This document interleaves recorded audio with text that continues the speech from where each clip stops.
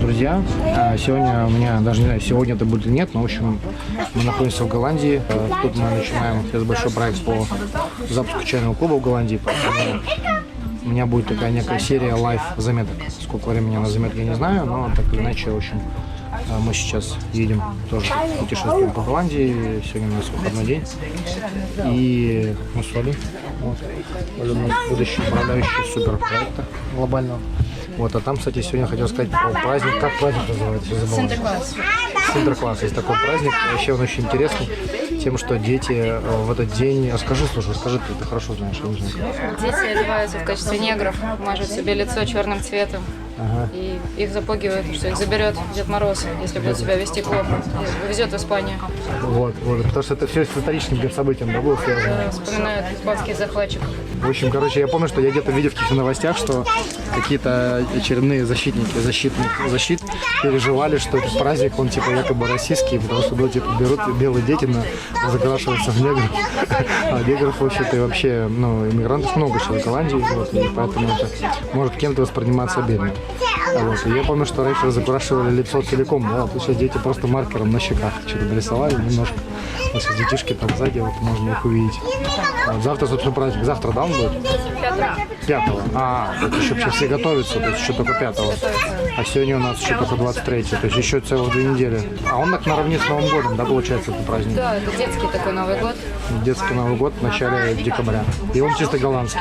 Или он вообще? Чисто традиционно голландский, потому что именно у Голландии была война с испанцами. Ага. Они хорошо освободились от испанцев и празднуют это до сих пор, отмечают. В общем, такие интересные штуки про Голландию буду рассказывать. Потому что уже 3-й день сейчас, но здесь немножко адаптируемся к реальности. Там нужно найти недвижимость, где жить, что делать. Сегодня у нас будет большая дегустация в Гарлеме наших друзей. Будем угощать чаем и русскую комьюнити, и часть местных придет тоже голландцев. И как бы, в общем, потихонечку вливаемся в процессы здесь. Вот, поэтому, кстати, едем сейчас на скоростном поезде. Мы в Гааге. Мы едем из Гааги в Гауду. Вот. А под Гаудой находится секретная локация, куда мы сегодня тоже съездим. Я не знаю, даже буду я вам показывать или нет. Но мы туда точно доедем.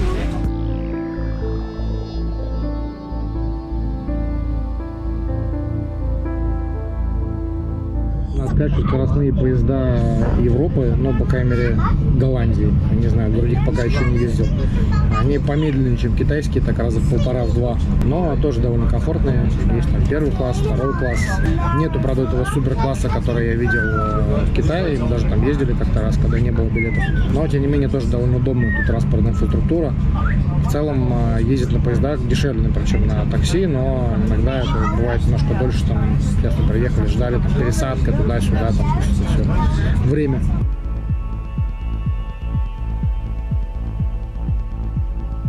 Чем отличается от Амстердама остальные города? Потому что в остальных городах ты идешь по улице, и ты не видишь, как страус на ходулях вот так вот просто вот ходит вот так вот. Офигеть. Это, видимо, мастер-класс по хождению на страусе. Ай. В общем, вот так вот. И жирафа. Никто не заносит жирафа в дом вот так, просто так. А тут заносит жирафов, страусов и еще кого-то. Вот это вот Амстердам. Театр Павана. О, вот так называется контора. Бесплатная реклама. Театр Павана. Как говорят голландцы, Амстердам это не Голландия. Это то же самое. Голландия не Амстердам.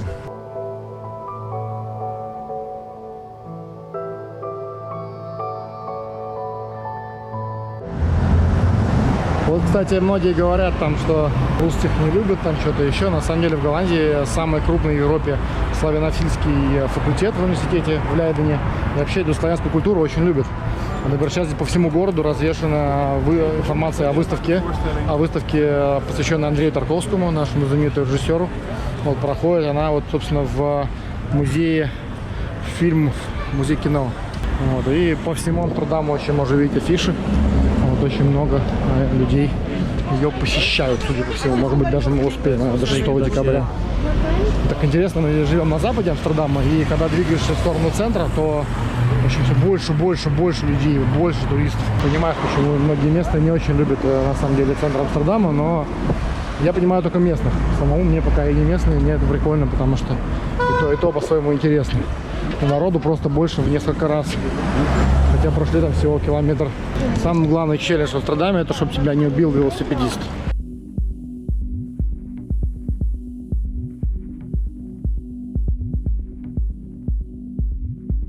Самый туристический ад Амстердама — это, собственно, квартал красных фонарей, китайский квартал, ну и пролегающие, которые прямо напротив станции Амстердам Централ. Тут, в общем-то, весь мир и стойкий аромат, сами знаете чего, стоит. Достаточно, в общем-то, просто прогуляться.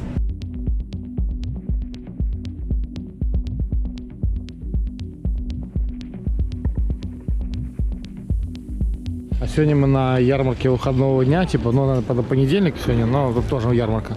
И, в общем, тут мы знакомимся с амстердамской чайной культурой. Вот, в виде какого-то непонятного ганпаудера, вот такого вот трэшового, каких-то фруктовых миксов. Все это просто в прозрачных пакетах, вот так вот прям висит на полке. То есть, ну, дышит воздухом в полный рост. Ну, по крайней мере, светом точно дышит. Какие-то ужасные миксы непонятные. Леди Грей и прочий трешак. Вот, дальше смотрим. Карамельный какой-то тут чаек, тут еще брекфаст. Вообще. Но это все ладно, это еще ничего. Это все можно стерпеть. Если бы тут, ладно, палочки индийские, я прямо из моего детства таких не видел 100 лет уже. Spiritual Sky. Но самая жесть. Это просто плевок в сердце всем русским. Русский чай за 2,40, 60 грамм. Какая-то пыль просто дорог. Я не знаю, кто это назвал русским чаем, но это просто какая-то жесть. Вот так вот висит. Турков, впрочем, тоже не сильно они тут украсили. Турецкая ваниль. Что там еще, говоришь, есть? О, матрешки по 6 евро вообще. Топ. Китайские матрешки. И вообще матрешка Груд. Потому что это тоже в магазине, все восточное.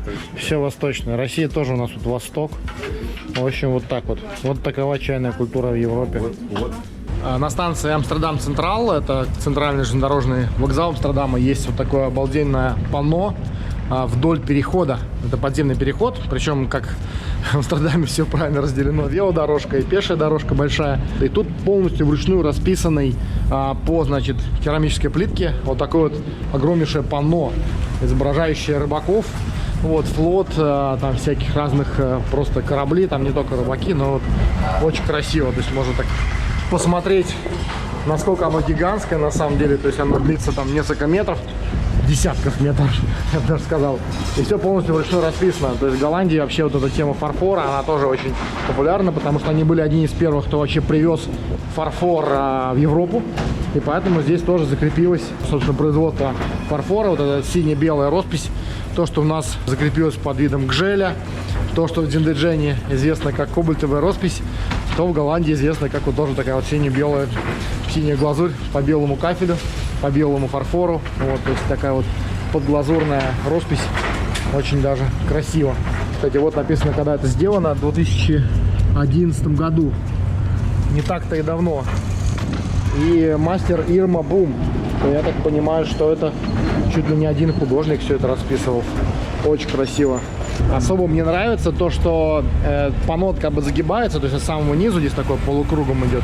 Потом, значит, загибается вот так вот наверху. И здесь как бы продолжается небо. То есть тут такие вот, просто сначала кажется, что просто белый кафель. На самом деле там изображены чаечки, облака. Местами мачты кораблей туда уходят вверх. Очень красивая штука. Будете в Амстердаме, обязательно прогуляйтесь по этому переходу. Особенно если вы любите фарфор. Я просто очень это все обожаю. Забавно, довольно долго стоял в этом переходе. Единственное, кто захотел это сфоткать и долго очень стояли, рассматривали и фоткались, это были китайцы. Привет, дорогие друзья. Короче, сейчас мы решили испытать судьбу. Купили на барахолку такую баночку здесь. И, значит, внутри этой баночки оказалось немножко чего-то такого, похожего на красный чай, но при этом аромат прям реально выдержанного чая настоящего. Вот, поэтому сейчас мы тут попробуем его сварить. потом поделюсь впечатлениями. Оригинальный экспириенс. Вообще такое мне попадалось как-то в Китае, когда мы покупал там на одном, тоже даже не барахолке, сказать, развал такой всякого старья, который образовался после сноса старых кварталов в Шанхае. Там я одной девушке поручил понасобирать этих старых вот китайских тоже банок жестяных, которые я собираю. Там тоже в некоторых банках иногда организовывались естественным образом состарившиеся чаи. Вот, и что-то из них было очень даже ничего. Так что сегодня тоже у нас будет такой же экспириенс слау чая европейского хранения.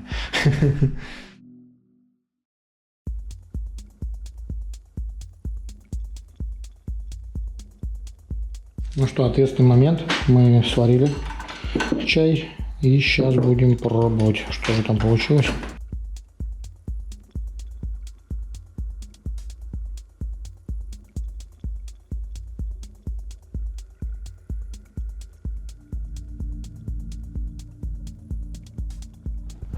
Вот так вот выглядит продукт, который мы сварили.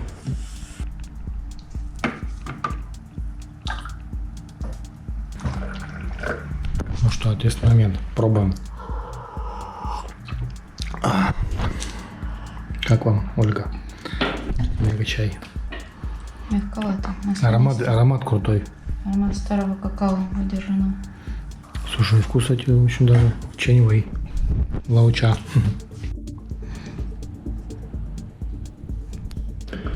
Вот такую купили штуку, написано Эхенхартес Goldwart, что означает «свачак дороже золота». И тут голландец, что не характерно, пьет чай. Ну, даже если он пьет не чай, мы будем считать, что он пьет чай. И мы тоже попили вот этот чай, и чай оказался, по-моему, очень даже неплохо. Учитывая, что это просто случайно оказавшийся на дне баночки старый чай. Очень вкусно. Сейчас вкуснее будет поднастоиться. Густой. Да? Ну да, можем дать. Получится. Ух ты, да, слушай. Погуще. Прям как нефть течет, прям, смотри.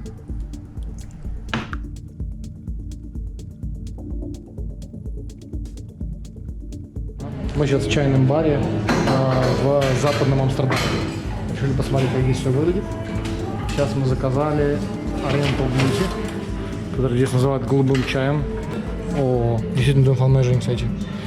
Вот, отлично, thank you. Стоит 20 евро 50 грамм.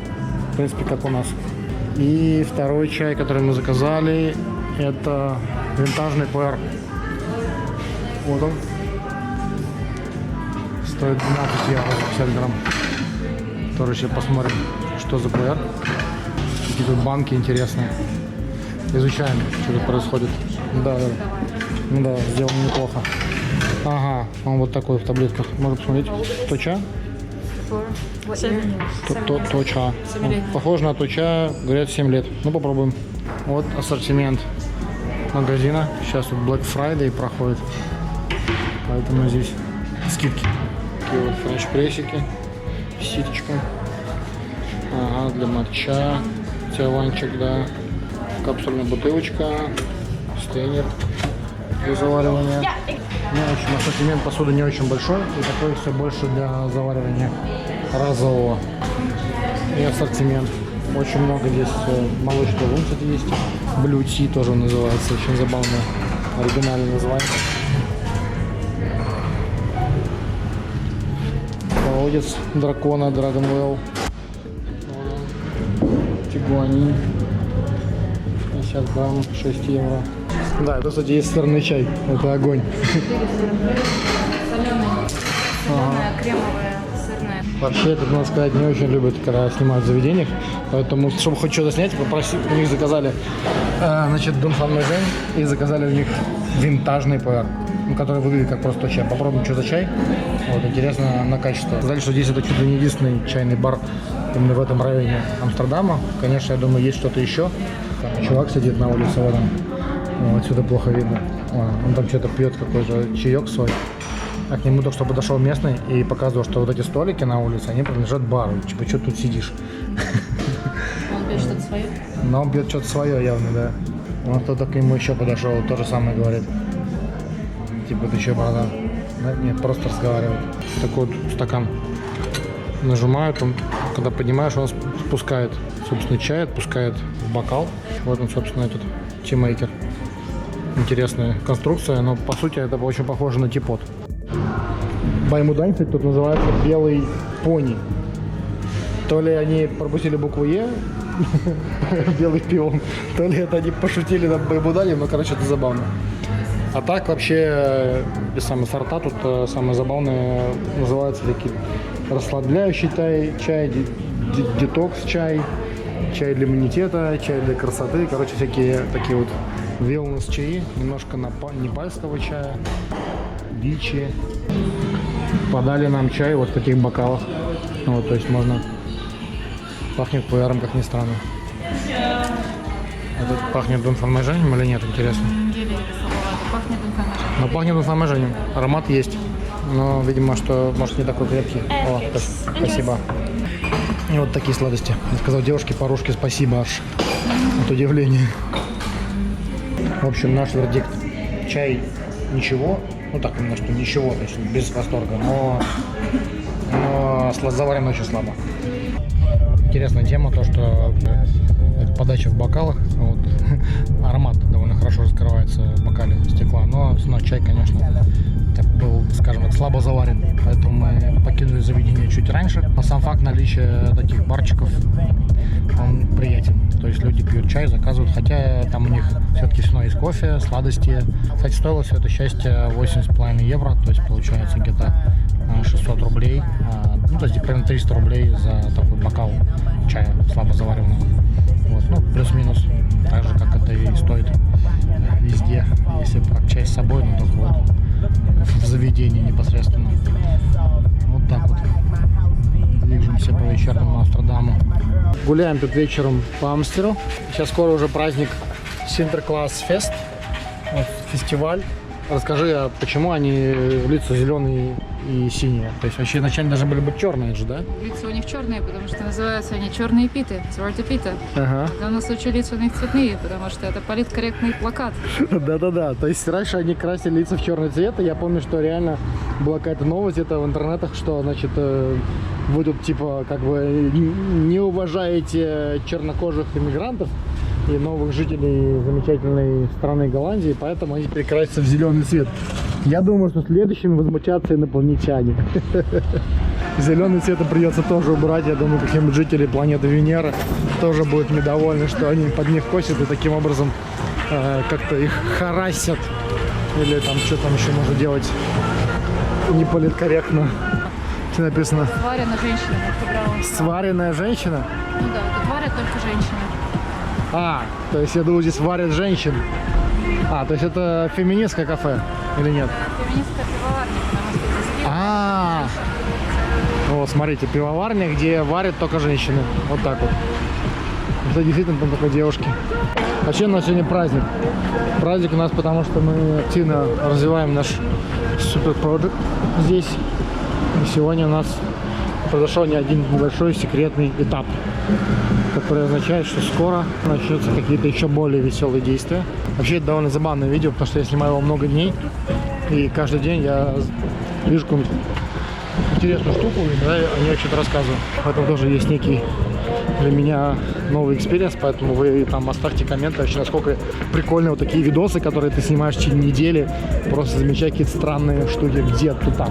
Вот, например, здесь вот чувак взял и забыл выключить фонарик.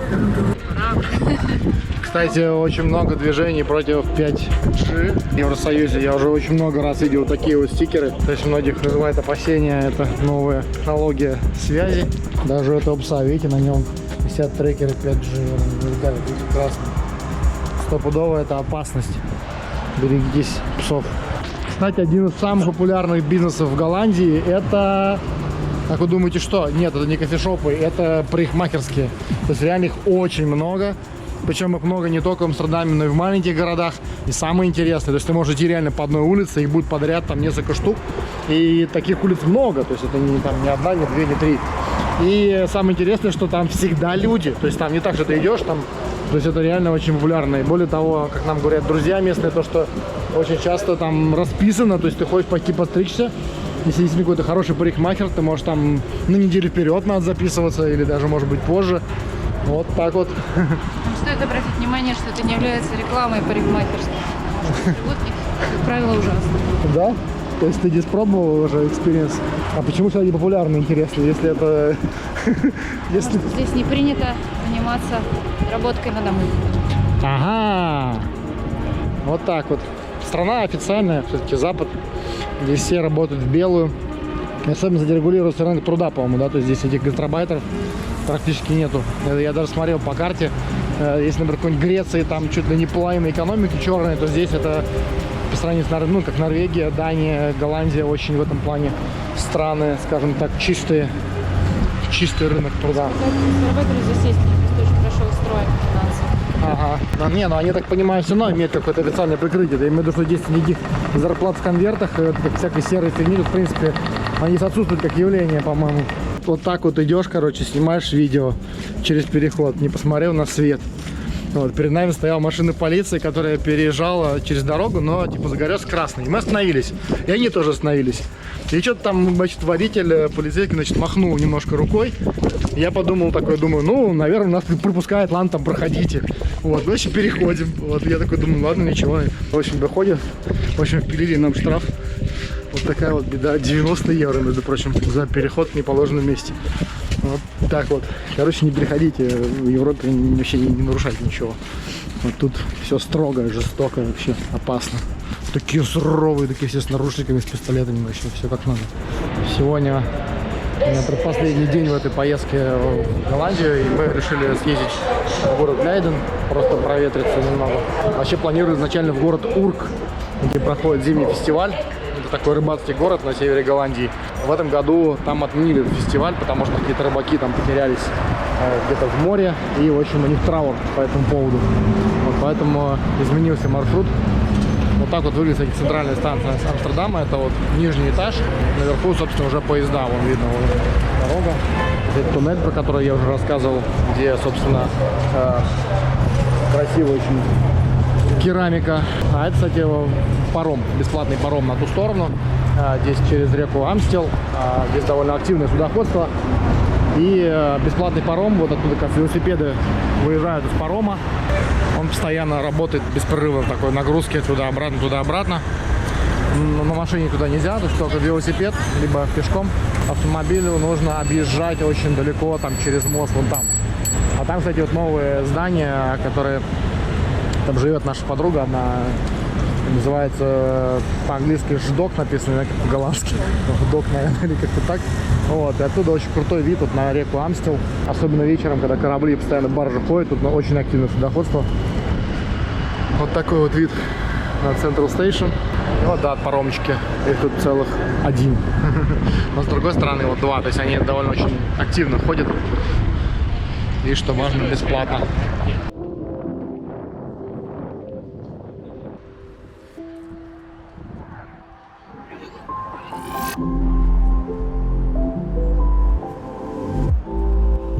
Кстати, не помню, рассказывал я или нет, на самом деле, одна из причин, почему так много совсем таких раздолбанных велосипедов, очень старых.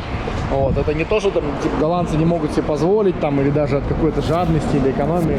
Очень часто очень прагматичная причина, что если у тебя велосипед угонит, то, в общем-то, не жалко, берешь там за 30-60 евро, покупаешь новый такой же, или просто находишь где-нибудь на свалке, вот, и собираешь такого киборга.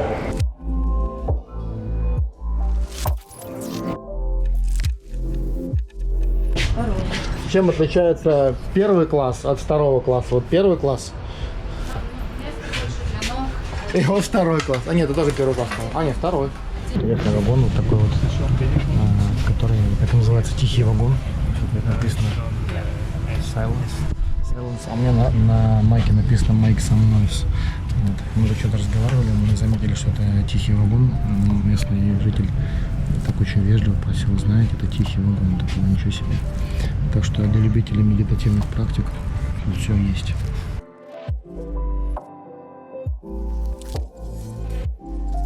На воде лавочки, очень классно писать, чай пить, тусоваться. Вон, напротив. Ага, вижу. Напротив воды, тут фонтаны еще летом. Вон, видишь, флаги? Ага. Там беседка такая небольшая, как плацдармик, площадка для чаепития. Прямо специально. Там обычно пивопитие проводят люди местные. Мы будем менять местную культуру хазалиха. А, кстати, расскажи, что такое хазалих. Это невозможно передать непереводимо. словами. Можно только почувствовать. Состояние позитивности, веселости, интимности. Хороший отдых, в общем. Очень хороший отдых.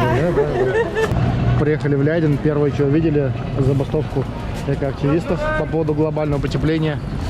Вот эту самую, забыл, как эту норвежскую девушку зовут. В общем, в честь нее. Политики нас обманывают. Глобальное потепление, все такое. Ну, вот я так понимаю, что она почти закончилась. Сейчас вот фотосессия активистов происходит. То есть не много еще школьников, но и взрослые тоже. Вот такая вот штука. Центральная площадь.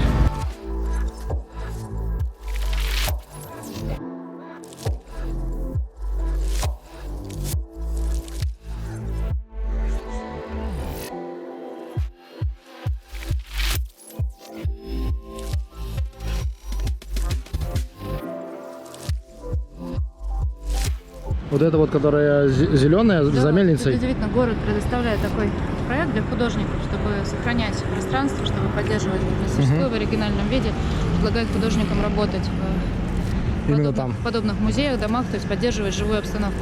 А это бесплатно, как программа для художников идет или как Программа для художников, да, просто им их спонсируют, они платят очень маленькую сумму за то, чтобы работать, при этом проходят туристы через их мастерскую, но там живая мастерская художника.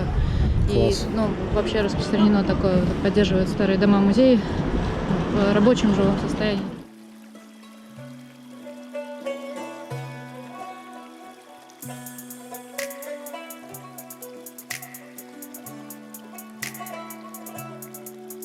Мне нравится, что они новую архитектуру вот это вот внедряют, старую, и очень она так органично выглядит.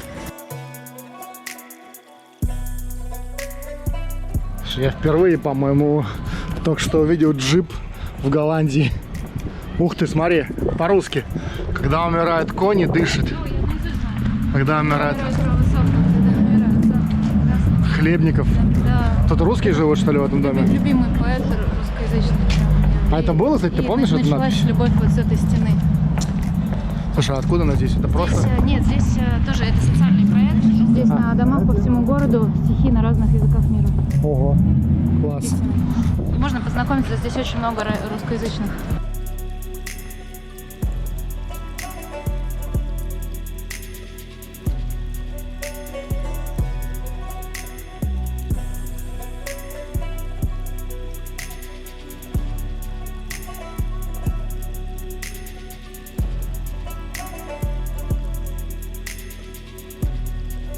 Похоже, какая-то что-то было типа банка или тюрьмы, что это такое вообще. 1658. Тут рынок начинается здесь по два раза в неделю, причем с местными продуктами. Ага, именно продуктовый рынок. Местными чаями местного производства. Я видела подобное Травяные? варенье на чае местного производства какого-нибудь местного Класс. частного предпринимателя. All human beings are born free and equal in dignity and rights. Декларация прав человека. Местная сеть чайных магазинов называется Simon Lefel. Слушай, впервые вижу сетевой магазин чая и кофе, который чай это один отсек, а кофе другой. Помещение одно. Ну да, помещение одно, но все равно они как-то там посередине вход, но внутри, видимо, проход.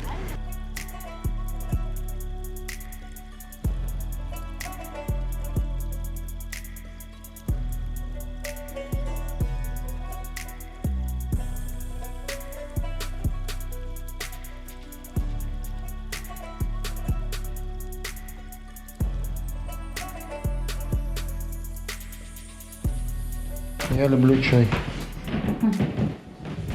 Линда Гейлард. Я хочу посмотреть книгу про чай, о чем здесь рассказано. Каждый магазин будет диванный. Да, ну да. И потому что японская тема с мочой очень популярна. Южная Корея, Тайвань. Смотри, про Тайвань тут есть даже. Но очень мало. Русский караван. Ну, короче, история чая. Смотри, эволюция чая в мире. И вот тут рассказано, что голландцы первым привезли, да? Нет? Остинская компания. португальцы были первыми европейцами, которые пили чай. Ну, то есть вот, да, про голландцев, что Но они были первыми. по-настоящему голландцы, которые его распространили, сделали более популярным. Ага. Хотя португальцы были первыми, да, пользовались.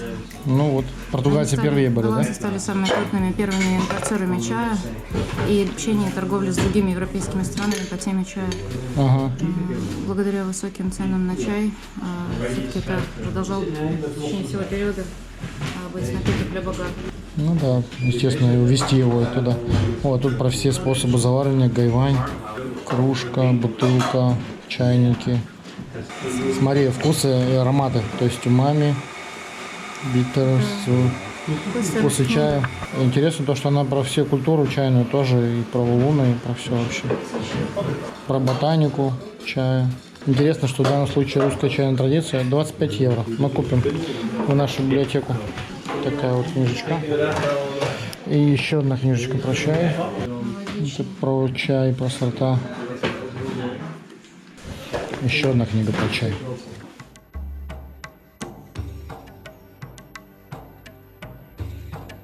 Про маты, смотри-ка. Тут про маты тоже есть в этой книге.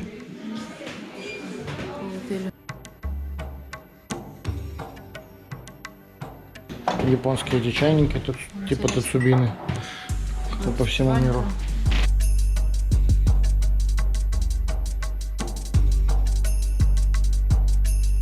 В общем, совершили разведку и купили 2 книги на голландском о чае. Кстати, довольно неплохие такие энциклопедии о чайных традициях всего мира.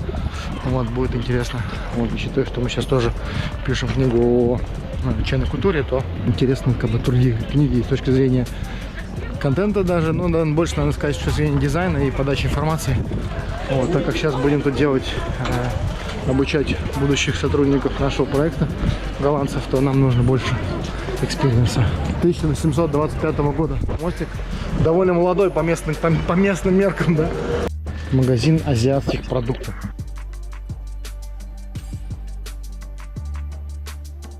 Тоже интересно, что прямо вот в основном обычном магазине продаются тоже те ванны. Довольно простые, но тем не менее. Посуда, саке там. Ну, в общем, полный такой азиатский. Фонарики. Тут не только еда. Даже палочки индийские.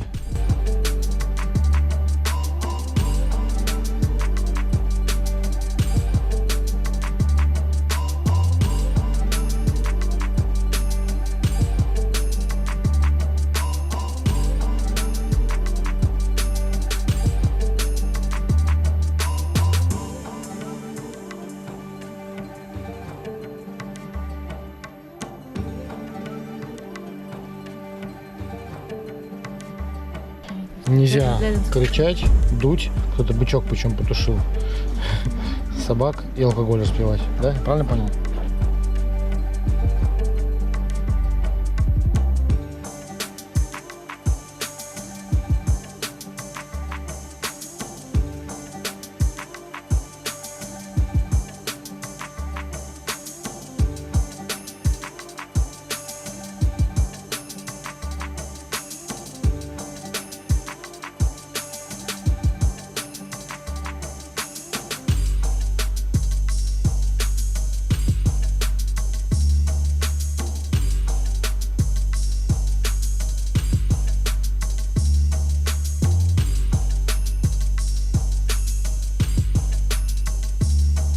Знак. У нас знак. В общем, мы пришли попить чай. Начался дождь. Поэтому мы пьем чай на валу. Как это вал? Как что-то городской вал, да, главное. Городская крепость 1150 года. Старая городская крепость 1150 года города Лейден. Вот такая красота здесь. И радуга. Выросла широкая радуга. Да. Еще вторая. Одна радуга была там. Вот, а другая. Две радуги.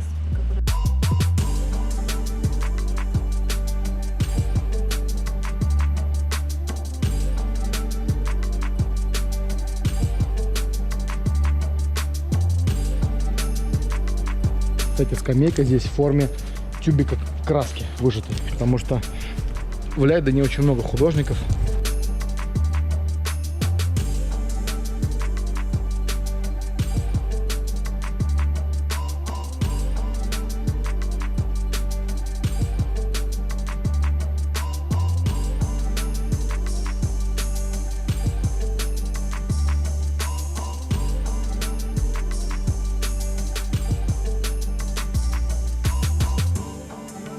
Вообще, конечно, поразительно то, что вот каждый квадратный миллиметр, по-моему, здесь это какая-то историческая достопримечательность, которую можно разглядывать.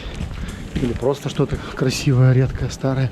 Замок, древняя крепость 1104 там, или какого года. Храм, еще храм, какие-то домишки, тоже там 14, 15, 16 века. Кладка. Вот вообще. И еще современные дизайнерские магазинчики довольно забавные, ассортимент которых потом кочует на Блошинке. Что-то здесь за 100 евро на Блошинке, потом за 5 или за 30. Первые голландские мореплаватели, которые привозили всякие разные штуки из Азии. Музей пилигримов. Но он пока закрыт, да.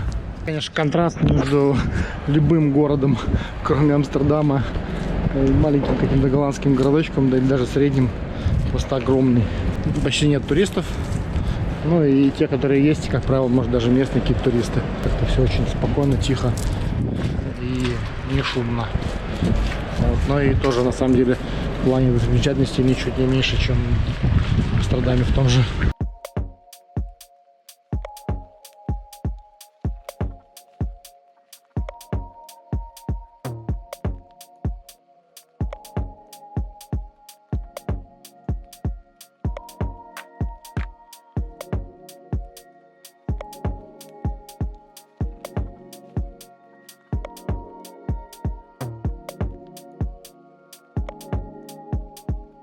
Не ходите в моем доме в кожаных и меховых изделиях. Ничего себе.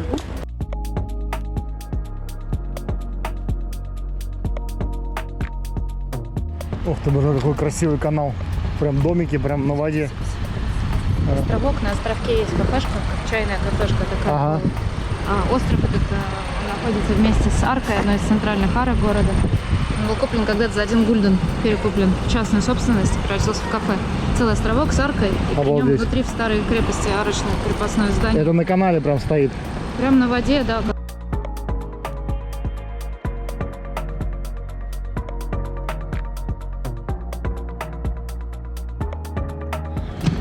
Первый чайный магазин Европы. Один из. Старый китайский банк. Очень старый, за 100 грамм. В 1769 году основан. Так, ну вот наша покупка на 15 евро. Мы купили 50 грамм паймудани. Вот они. Вот они. Потом это, еще какой-то белый апельсин из Непала. Вроде натуральный чай, но похож на красный, да, какой-то. И шоколадку купили еще местную из бразильского органического какао. В общем, у нас контрольная закупка, исследование рынка происходит. Очень вежливая, кстати, продавщица, очень приятная. 130 сортов, да, она сказала? Хозяйка, да, магазина и продавщица. Она же хозяйка, да? Хозяйка, она была здесь и 15 лет назад. Она же? То есть ты ее помнишь? Да. Обалдеть. Ну вот, то есть вот это вопрос о том, что меняется в Голландии. Ничего.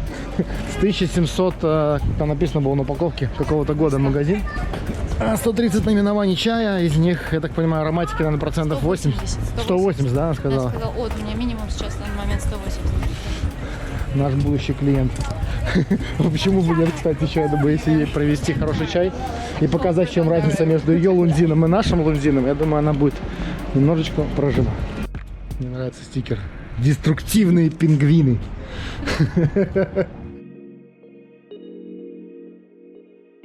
А это уже такой более новый квартал, да, я так понимаю? Вот, если не ошибаюсь, это старое очень здание. Ну как очень. Начало 1900-х. Здание вот за углом сейчас посмотрим. Полиция. Полиция? Да, управление полиции. После вчерашнего штрафа мне страшно проходить мимо полиции. Кстати, да, нас вчера, когда штрафовали на 79 евро с человека, я написал, значит, другу, который тоже живет 25 лет, он говорит, ты первый за мои 25 лет, кого я знаю, чтобы штрафовали за неправильный переход дороги.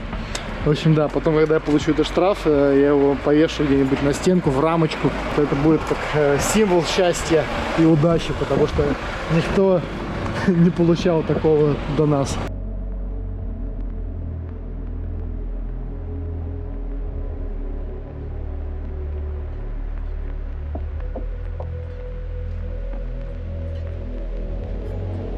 Мы против появления в этом помещении нового большого бара или ресторана. То есть это протест. Протест того, чтобы здесь Открытие. кто-нибудь поставил ресторан? Хорики, да. Ага. Ну, интересно, что это приклеено с той стороны, то есть, соответственно, сами владельцы против.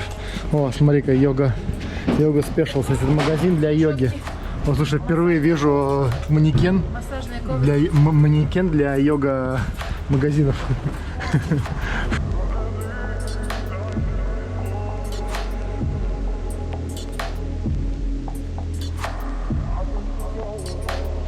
В целях налаживания культурного обмена зашли в китайский ресторан в Лейдене. Причем тот самый ресторан, который тут хозяйка даже тоже не изменилась за сколько лет? 15 лет назад, да? То есть та же самая хозяйка. Интересно, как готовят еду китайскую в Европе. В принципе, похоже на наши российские чем-то рестораны. То есть, вот, ну, во-первых, не острое, во-вторых, такой адаптированный под Европу. У тебя острое, да? Бывает здесь очень много граней. Ну, так или иначе, в общем, на китайскую еду это не очень похоже, но вкусно. Самая древняя церковь города Лейден. Самые древние туристы города Лейден. Самые древние грузчики города Лейден. Это, смотри-ка, сцена. Я так понимаю, что там концерт какой-то собирались сделать, либо уже сделали.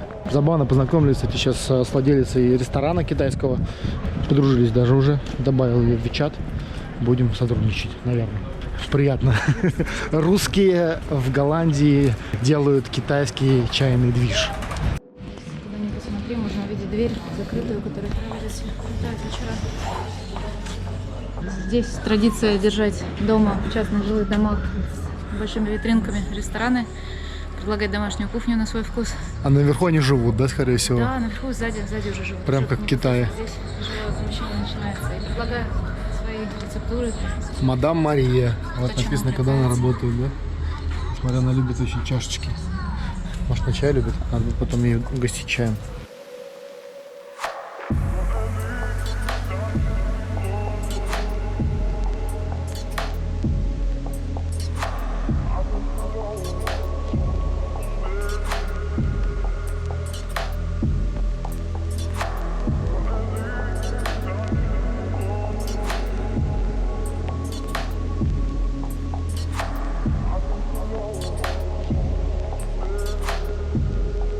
Что бы ты не пытался сфотографировать или снять в Голландии, в кадр попадает как минимум 3 велосипеда. Вот тут на одном из зданий университета поэзия Сугавара но Мичизаны. Это примерно 9 века японский поэт знаменитый. Тут даже есть перевод стиха. Вот. О поэзии аромата сакуры. Какая красота. Ботанический сад. Ну, будет повод еще заехать сюда. Вход 8 евро. Ага. Можно приходить сюда, просто книжечку почитать на обед, вот на территории ботанического сада. Приличная Он большой травка. довольно? Он очень большой, но для такого маленького города приличные травки, отдохнуть. То есть можно не только здесь как музей посещать эти сады, а как у нас, например, на проспекте Мира в ботаническом саду приходят, а здесь ванем занимаются. Здесь тоже Цигуном народ занимаются. ходит, да? Здесь тоже, да, по утрам могут собраться на берегу канальчика, вот там на поляне вокруг. Ага. Тоже цветы интересные, растения редкие произрастают. И чайку попить, заниматься цигуном.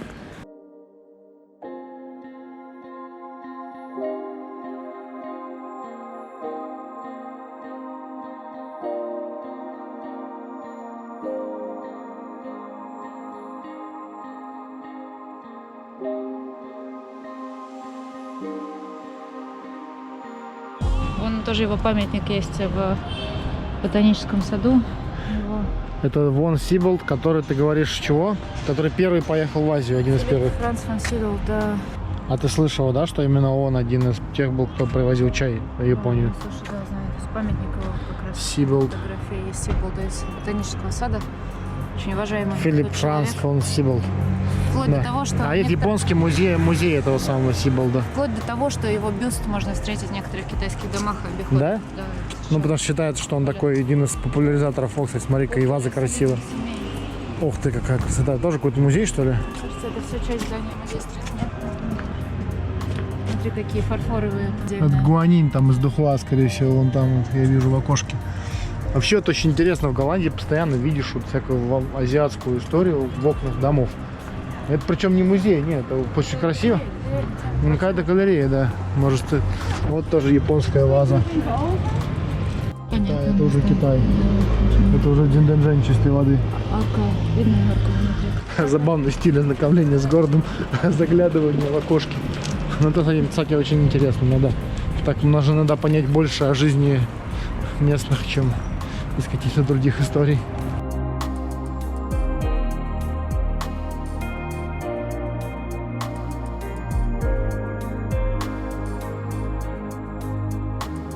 Это что за здание? Такие уютные пространства. Это Kriegsschool это школа мореплавания.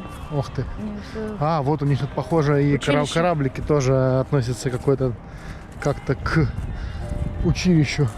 Тут можно как и вглубь Европы уйти, так и в море уйти, На я так яхтах понимаю. отсюда.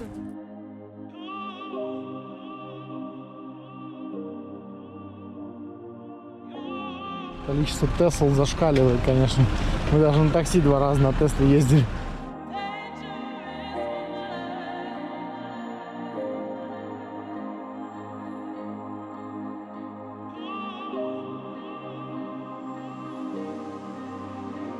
Рембрандта, это вот художников. Это вот здесь все галереи. А то есть это они засквотили? Самозанятая, да, еще многие годы назад засквотили под себя вот это. А, то есть это художники захватили здание. Ух ты. И вот у них тут инсталляции всякие. Это пока уже более солидные галереи, я смотрю. Арти-фарти, супер Артефакты.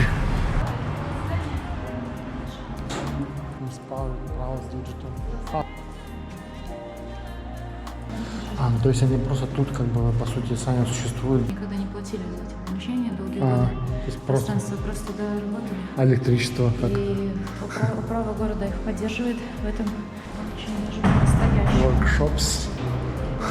Здесь прямой контакт с вид. Оп-оп-оп. Вот здесь какие-то программисты какие-то. Ну, может быть, что-то из этого стало коммерческой недвижимостью. Либо художники некоммерческой недвижимость создали. Граффити, пейнтинг.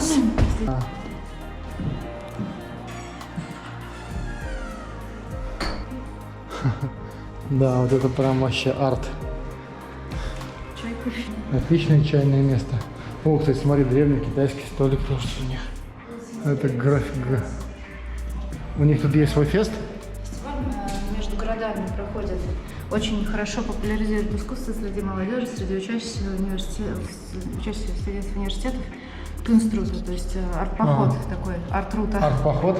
Да, то есть по городам. У меня есть программа организовать домашних художников, то есть домашние мастерские, прямо какие-нибудь там тетеньки прямо из дома открывают свой первый этаж дома, как галерейное пространство, показывают свои работы. По всему городу прям идет это? Не или? по всему городу, по всей стране, в маленьких городах. Ага. Это Кунструта программка. Есть локальная городолядина вокруг Кунструта, есть общая национальная. А они прям, получается, делают какой-то одной локации или это просто... Нет, по всей стране открыты бесплатно для прогулок, для входа в галереи и подобное, в том числе домашние, то есть не только открытые какие-то для публики постоянно, а обычно закрытые, в эти дни открываются домашние мастерские. Класс.